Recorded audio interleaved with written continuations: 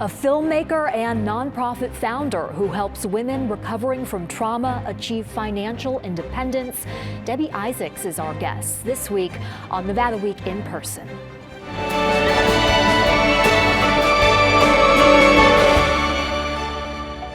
Support for Nevada Week in Person is provided by Senator William H. Hernstadt. Welcome to Nevada Week in Person. I'm Amber Renee Dixon. In 2009, she was in search of the next best reality show. Convinced she'd find it inside a Las Vegas courtroom, the stories she heard there ended up changing her life and career path. Debbie Isaacs, founder and president of the nonprofit Unshakeable. Thank you for joining Nevada Week in Person. Thanks for having me. Take me back to that courtroom in 2009. What was happening there? Well, it's a fabulous program in the city of Las Vegas run by Chief Judge Leung. And at the time, it was helping street prostitutes and those women that had chronic homelessness really change their life. There was an undercurrent of drug use, and so it's really a modified drug court. And the women started sharing their stories, and the physical story didn't match, but how they felt, how they saw themselves, and the work they were willing to do. I was literally moved to tears, and I felt like I wasn't there to tell their story, but to change it. And I spent a few years following the court, going to lunch, cooking dinner with the women at the house, and realized that there was this gap of what happens next. So I looked at other programs, and it was very similar. All great at the rescue, residency, recovery or therapy, but there wasn't a path for like sustainable financial independence. So some years later, I went to the judge and said, I have this idea, can we try it? And it started working, and we've grown since then. And you are 8 years in. 8 years in. What is it that you do to help these women get financial independence? Yeah, well, I would say the first thing we do is provide hope, right? Because without that, I don't believe you could set a goal. And hope is really the belief that you can have a brighter future. So it's not a wish. And then we work one-to-one with each client individually, helping them to discover some of the 12,000 jobs that exist in this world and really carve a path for themselves, and many for the first time. So what does that look like? For many of them, they haven't worked in 13 years, so that looks like I've never worked on a computer. So through skills and passions and just really allowing the women to create their story, we help them find sustainable employment, and that's really the difference. It's not a job, it's really long-term financial independence through career. Back to that hope aspect. You said it's not a wish. So what is it, and how do you give women hope? Well, I think one of the first things we do is really provide, our first step is our I Am series, and we believe the most important word is what you're going to put after that. So like myself, the women create a word that travels with them through their time with us, and we try to focus on it. And it's really just allowing all of them for the first time to be seen and heard and dream. Like, what is it you wanted to do when you grew up? So what is your word? I am. Today, it's grateful. I'm grateful. So it changes? It changes. What did you start with? I started with I am humble. Really? Mm-hmm. I really felt that, there was something greater than me that pulled me in to do it. Like, it was really one of those moments, like, sitting in the courtroom, I was like, look to your left, look to your right.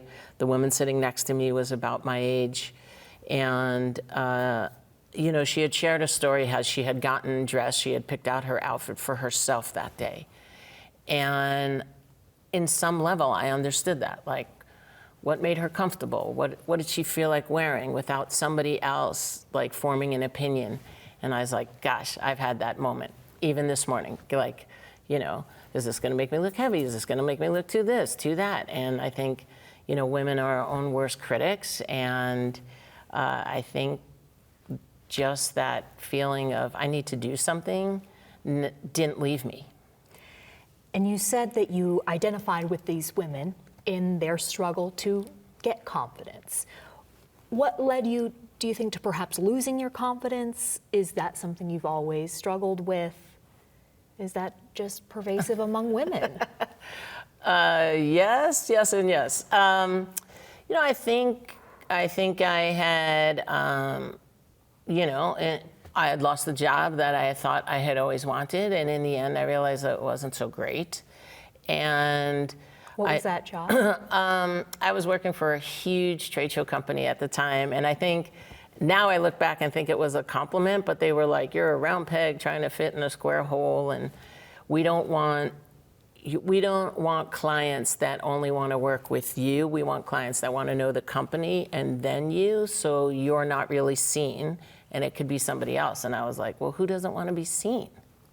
And so I'm grateful for that. It brought me to Las Vegas, and then through a couple of jobs, and I always say, things get entered into your toolbox. So trade shows taught me operations, just being organized, detailed. That led me to be able to move that into production, right? Because you have to know, cameras are going to come in, when are we starting, what's the schedule? So, and now to Unshakeable. How involved are you day to day? Well, I'm still really involved. So I think as founder, it's really important, but also because it matters. And just like yesterday, we had a client that we had met maybe, 3 years ago.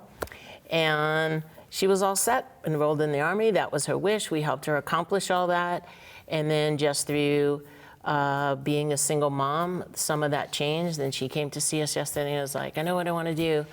I want to go into TSA. And she was just, so enlightened, and, she just looked at me and said, you saved my son's life, not just my life. And, her son, Jeremy, is 6 today, and I was like, that's a great day, right? That's a great day, and I get, there's a million stories like that, and I think, to get to do that every day is a gift. Saving her son's life in that you helped his mother get a job.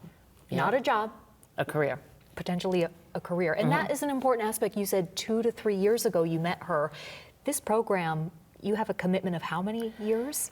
Yeah, we have a commitment of 2, but all of our ladies know they can come back whenever. So they graduate, they find out maybe the career, the path they were on, they don't like it, and we'll do a reset. So, for every Sylvia, Diane, Sophia that comes back, they're there, and for every new client that starts next week in our I Am series, we'll be there.